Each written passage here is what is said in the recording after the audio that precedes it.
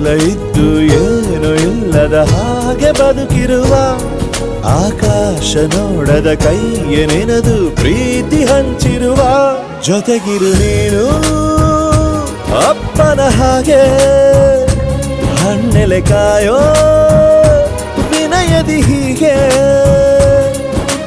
ನಿನ್ನನು ಪಡೆದ ನಾವು ಪುನೀತ ಬಾಳು ನಗು ನಗುತ್ತಾ ಬೊಂಬೆ ಹೇಳುತ್ತೈತೆ ಮತ್ತೆ ಹೇಳುತ್ತೈತೆ ನೀನೇ ರಾಜಕುಮಾರ.